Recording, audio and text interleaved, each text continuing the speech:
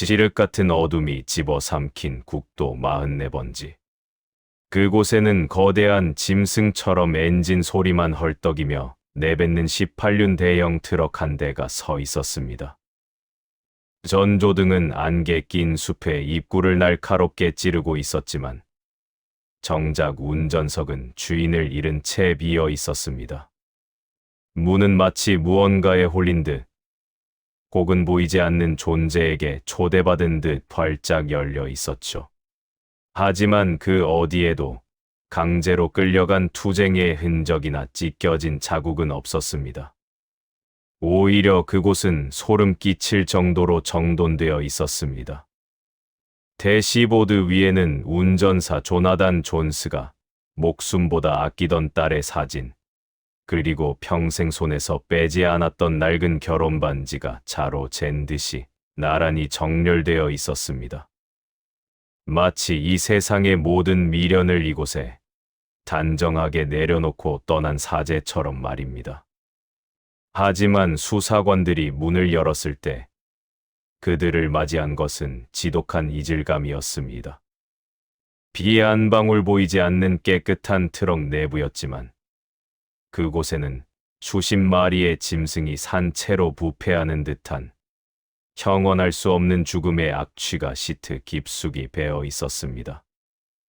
그리고 운전석 바닥, 조나단의 낡은 부츠와 양말이 금방이라도 다시 신을 것처럼 가지런히 놓여 있었습니다.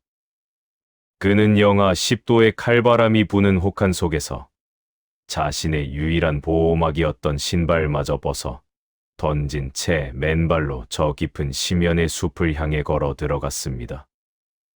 바닥에 남은 그의 발자국은 일정했습니다. 망설임도 두려움도 없는 무언가 거대한 의지에 이끌려 걸어가는 성자의 발걸음 같았습니다. 그날 밤, 이 길을 지나갔던 한 목격자는 조나단의 마지막 뒷모습을 결코 잊지 못한다고 증언합니다. 그는 트럭 뒤편에서 뿜어져 나오는 인간의 언어로는 도저히 형용할 수 없는 기묘한 푸른 빛을 따라가고 있었어요. 숲의 거대한 나무들이 마치 팔을 뻗어 그를 껴안으려는 듯 일렁이고 있었죠. 목격자의 목소리는 수십 년이 지난 지금도 젖어 있습니다. 조나단의 맨발은 날카로운 가시덤불과 얼어붙은 돌에 찢겨 검붉은 피가 분수처럼 쏟아지고 있었습니다. 하지만 그는 고통을 전혀 느끼지 못하는 것 같았어요. 아니, 오히려 세상에서 가장 아름다운 천국의 환희를 목격한 사람처럼 입을 벌리고 환하게 웃고 있었습니다. 무언가 소름 끼치도록 아름다운 멜로디를 흥얼거리며 그는 한 걸음씩 어둠 속으로 녹아들어갔습니다. 마치 그 숲이 그의 진짜 고향이라도 되는 것처럼요. 수색대가 투입되었을 때 숲은 기이할 정도로 고요했습니다. 새들의 지저귀도 벌레 소리도 들리지 않는 그 정적 속에서 오직 대원들의 무전기만이 날카로운 비명을 질러댔습니다. 치. 하나. 둘. 39. 이제 곧 40이다.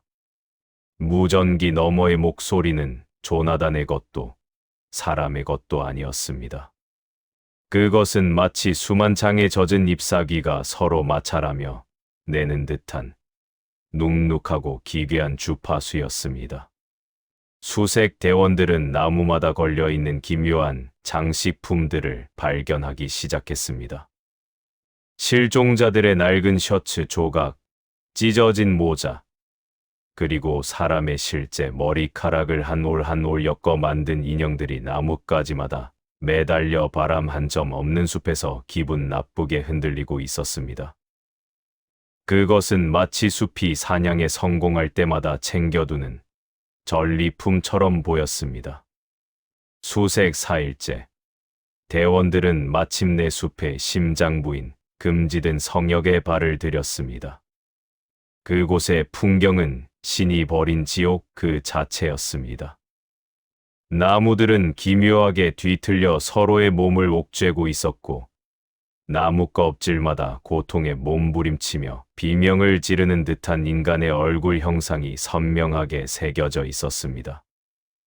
옹이구멍 하나하나가 살아있는 인간의 눈동자처럼 수색대원들의 움직임을 집요하게 쫓았습니다.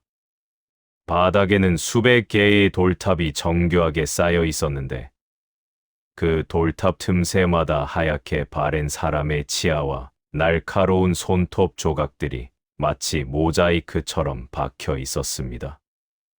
그건 단순한 돌탑이 아니었어요. 숲이 먹고 남긴 인간의 잔해들을 전시해둔 거대한 식탁이었죠. 유일하게 생존한 수색대원은 정신적 충격으로 인해 여전히 폐쇄병동에 갇혀 있습니다. 밤이 되자 나무들이 제 귀에 대고 따뜻하게 속삭였습니다. 여기가 내가 누울 침대야. 내 피부는 곧 단단하고 아름다운 껍질이 될 거야. 제 바로 옆에 있던 동료는 갑자기 자신의 피부를 손톱으로 긁어내기 시작했습니다. 나무가 되고 싶다며 황홀하게 미친 듯이 웃더군요. 그의 손가락 끝에서 나무 뿌리가 돋아나 땅속으로 파고드는 것을 보았을 때 저는 인간으로서의 이성을 잃고 도망칠 수밖에 없었습니다. 그의 동료는 비명조차 지르지 못했습니다. 그의 목소리는 나무짚의 바스락거림으로 변했고 그의 육신은 단 몇 분 만에 거대한 고목의 일부가 되어버렸습니다. 그의 눈동자는 나무의 옹이가 되어 영원히 그 숲을 지키게 되었습니다. 숲은 살아있는 인간의 육체를 재료로 삼아 자신의 영토를 조금씩 하지만 확실하게 확장하고 있었던 것입니다. 조나단 존스의 흔적은 끝내 지상에서 찾을 수 없었습니다. 하지만 사고 발생 1년 뒤 그의 트럭이 멈춰 섰던 곳에서 수킬로미터 떨어진 한 고목의 밑동에서 조나단의 군인 인식표가 발견되었습니다. 소름 끼치는 사실은 그 금속 인식표가 나무 표면에 박힌 것이 아니라 살아있는 나무의 나이테 가장 깊은 안쪽, 즉 나무의 심장부에서 함께 자라나고 있었다는 사실입니다.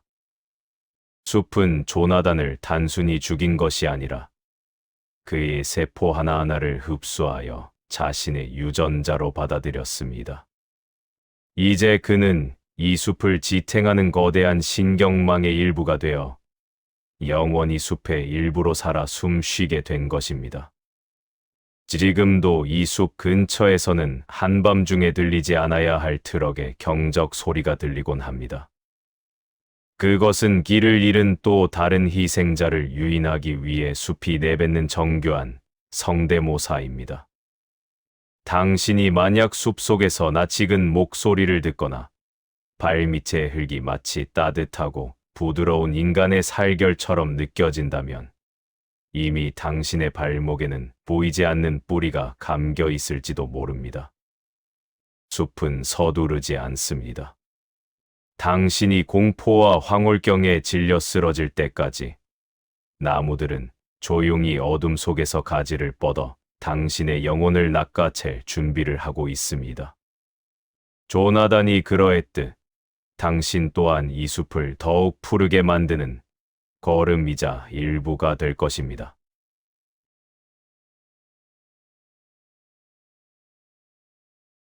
자, 이제 당신의 창밖을 천천히 보십시오.